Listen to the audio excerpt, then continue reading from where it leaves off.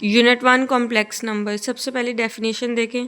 The numbers of the form z is equals to a plus iota b where a b belongs to real number and iota की value हम √-1 are called complex number. ये इसकी book में definition है, अगर paper में आएगी तो आप यही डेफिनेशन लिखेंगे। उसके बाद 3 + 4 अयोटा, 2 - 5 व 7 अयोटा, ये इसकी एग्जाम्पल्स। इसके बाद एक की पॉइंट को देखें। Every real number is a complex number with zero as its imaginary part. इस बात का क्या मतलब है, हमारे पास कोई रियल नंबर है, फॉर एग्जांपल 1। अब 1 को हम 1 + 0 अयोटा लिखेंगे तो इक्वल 1 क्यों होगा, लेकिन ये कॉम्प्लेक्स नंबर अयोटा आ रहा है तो कॉम्प्लेक्स नंबर, मतलब every real number is a complex number. इसके बाद हम देखते हैं रियल एंड इमेजिनरी पार्ट को। रियल पार्ट कौन सा होगा, in complex number z is equals to a + b iota, a is called real part and b is called imaginary part. ये MCQ में बात काफ़ी दफ़ा पूछी गई है।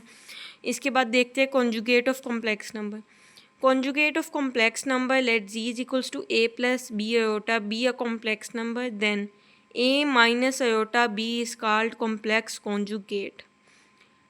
अगर आप गौर से देखें z और z कॉन्जुगेट में कितना डिफरेंस आया है, सिर्फ अयोटा वाली वैल्यू का साइन चेंज हुआ है, तो इसलिए मैंने ये की पॉइंट लिखे हैं। Changing sign of imaginary part, जिसके साथ अयोटा होगा उसका साइन चेंज किया तो आपके पास कॉन्जुगेट आ जाएगा। अच्छा आगे देखें, a real number is a self conjugate. अगर ए एक रियल नंबर है तो इसका सेल्फ कॉन्जुगेट क्या होगा, ए ही रहेगा। मतलब a + 0 अयोटा, a - 0 अयोटा, दोनों ए के इक्वल होता है। इसके बाद कॉम्प्लेक्स नंबर की कुछ प्रॉपर्टीज़ हैं, उन पे थोड़ा सा देख लेते हैं क्योंकि ये एक्सरसाइज में आगे यूज़ होगी।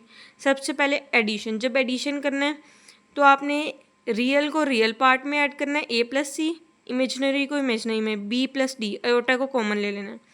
Multiplication of real number. अगर आपने किसी रियल नंबर 2, 3 कुछ भी नंबर को आपने कॉम्प्लेक्स नंबर से मल्टीप्लाई करना है तो आपने क्या लिखना है, के ए प्लस अयोटा के बी। सब्ट्रैक्शन में सिमिलर रियल को रियल से और इमेजनरी को इमेजनरी से सब्ट्रैक्ट कर देना है। मल्टीप्लिकेशन में देखें, सबसे पहले आपने ए को सी से मल्टीप्लाई करके लिखना है, फिर अयोटा बी को सी से, उसके बाद अयोटा बी को अयोटा डी से और ए को दोबारा अयोटा डी से। ठीक है, इसे सॉल्व कर लेना है। अयोटा स्क्वायर की वैल्यू -1 होती है तो मैंने ये सॉल्व लिखा हुआ है। अब कॉम्प्लेक्स नंबर को हम ऑर्डर फॉर्म में लिख सकते हैं। कैसे, जैसे x y ऑर्डर पेयर हम लिखते हैं तो हम इसे इस तरह भी लिख सकते हैं, x + अयोटा b।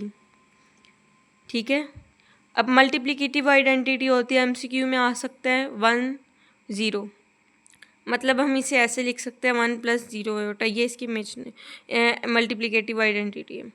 और इसका एडिटिव इनवर्स ये आगे एक्सरसाइज में यूज़ होगा, इसे भी देखना है। ए रियल पार्ट है, a² + b², और ये ऑर्डर पेयर फॉर्म में लिखा हुआ है -b/a² + b²।